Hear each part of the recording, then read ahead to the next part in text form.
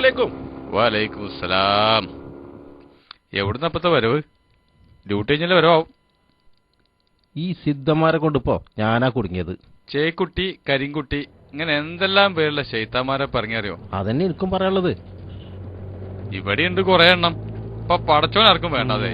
അതെ, ഈ ആൾക്കാരൊരു കാര്യം എന്താ ചെയ്യാ? ജനങ്ങൾ ഒക്കെ നിക്കും. നിങ്ങൾ കണ്ടോളി, രണ്ടും കൽപ്പിച്ച ആസീസിന്റെ പോക്ക്. പോട്ടെ, പിന്നെ കാണാം.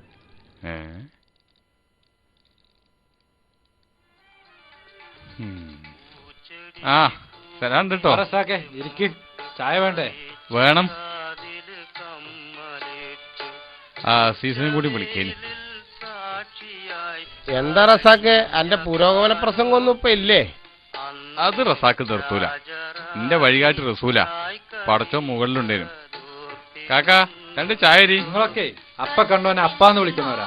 അള്ളാഹിനെയും റസൂലിനെയും വിശ്വാസമില്ലാത്തവർക്ക് ഇവരൊക്കെ തന്നെ പടച്ചോ. ഇതൊക്കെ ഇപ്പൊ എന്ത് പറഞ്ഞു നടന്നിട്ടെന്താ? നാട് നന്നാണ്ടേ? നന്നാവൂലെന്ന് കരുതുന്നോലെ എങ്ങനെ നന്നാക്ക? ഇപ്പൊ കണ്ടില്ലേ, ആൾക്കാർക്ക് ഭാവിയും ഭൂതവും ഒക്കെ പറഞ്ഞു കൊടുത്തോൻ ആ കുട്ടി സ്രാങ്ക്. ഓന്റെ ഭാവി ഇപ്പൊ ജയിലില്ല. ഏതായാലും ഈ കള്ള സിദ്ധന്മാര് കാരണം നല്ല മനുഷ്യന്മാരെ ഇപ്പൊ ആളുകൾ തെറ്റിദ്ധരിക്കുക. മാണ്ടാത്ത പറഞ്ഞു വെറുതെ അറം പറ്റണ്ട. ഒരുപാട് ആൾക്കാർക്ക് ശിഫ കൊടുത്തിട്ടുണ്ട്. ഷിഫി രക്ഷ നൽകുന്നത് പടച്ചോനാണ്, പടപ്പളല്ല. നിങ്ങളൊക്കെ നിസ്കാരത്തിൽ സുഹൃത്തോതില്ലേ? ശിഫയും രക്ഷയും പ്രാർത്ഥനയും അള്ളാഹുവിനുള്ളതാണ്. അത് പഠിപ്പിച്ചെന്ന ഇസ്ലാമിന്റെ ആളുകളാണ് നമ്മളൊക്കെ. ഇപ്പൊ അതിനെന്താ പറ്റിയേ? പടപ്പാള ആരാധിക്കല് കൊടിയ ശിർക്ക. ഇതാണ് പണ്ട് കുറേശ്യകളും ചെയ്തിരുന്നത്. നബി പോരാടിയത് ഇതിനെതിരായിട്ടാ. നിങ്ങക്ക് രണ്ടാക്ക് ആല എന്തെന്നറിയണ്ടേ? അറിഞ്ഞില്ലേ?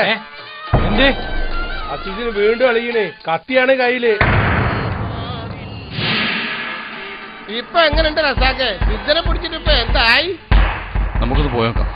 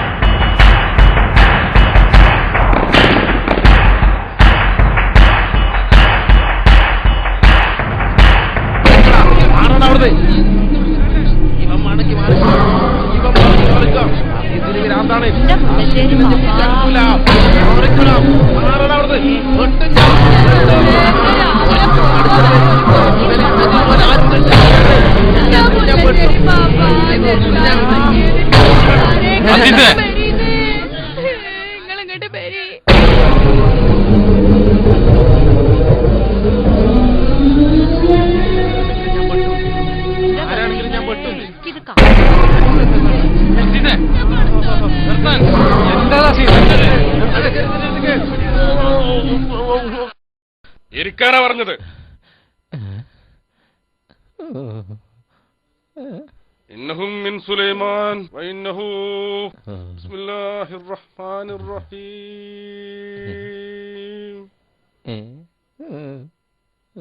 ആരാടാ നീ? അത് ഈ നാട്ടുകാർക്കൊക്കെ അറിയാലോ. പറയ്, എത്രണ്ണുണ്ട്? 3 എണ്ണം ഉണ്ട്. 3 എണ്ണം ഉണ്ട്. വെട്ടുമൂർത്തി, കാളഭൈരവി, ആകാശഭൈരവി. ഞാൻ എന്റെ കുടുംബത്തിന്റെ എണ്ണം പറഞ്ഞതാ. 4 എണ്ണം. 4 എണ്ണത്തിൽ ബിൻഹാജ നല്ലോനുണ്ട്. പക്ഷെ മറ്റേ 3 എണ്ണം കാരണം ഒന്നും ചെയ്യാൻ കഴിയില്ല.